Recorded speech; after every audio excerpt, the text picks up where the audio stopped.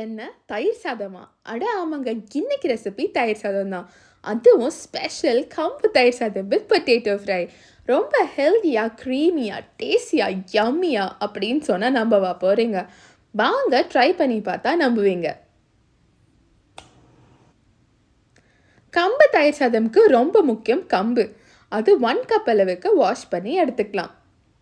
Over night கம்பை ஊற வச்சிருங்க. ஊற வச்ச கம்பை கொஞ்சம் கொரப்பாக அரைச்சிக்கலாம்.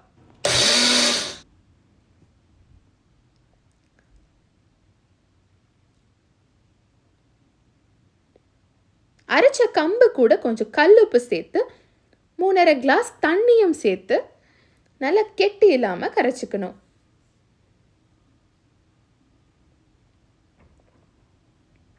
அப்புறம் 2 நிமிஷம் ஃப்ளேமில் சர்வ் பண்ணிட்டு 5 விசில் வச்சு எடுத்துக்கலாம். சாதம் கொஞ்சம் ஆறட்டும். இப்போ நம்ம கெட்டி தயிர் எடுத்து நம்ம கம்பு சாதம் கூட கலந்துக்கலாம்.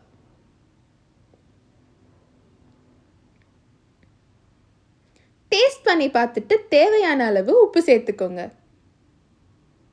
ஒரு பேன் எடுத்து கொஞ்சம் நல்லெண்ணெய் சேர்த்துக்கலாம். தாளிக்க தேவையான கடுகு, உளுந்து, சீரகம், கருவேப்பிலை, பச்சை மிளகாய், இஞ்சி, முக்கியமாக சின்ன வெங்காயம் எல்லாம் சேர்த்து தாளித்து நம்ம தயிர் சாதத்தில் கலந்துடலாம்.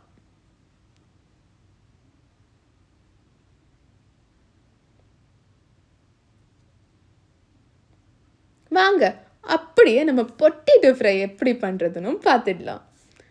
பொட்டேட்டோவை நல்லா வாஷ் பண்ணி தோல் சீவிடுங்க.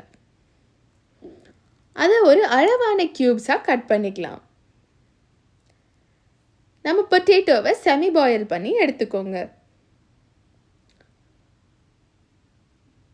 ஒரு பேனில் கொஞ்சம் ஆயில் சேர்த்துக்கோங்க. நம்ம வேக வச்சிருக்க பொட்டேட்டோவை சேர்த்துக்கலாம்.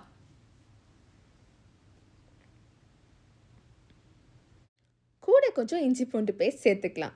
இது கட்டாயமாக சேர்க்கணுங்கிறது இல்லை. நம்ம மட் பாட் மேஜிக் மசாலா சேர்த்துக்கலாம்.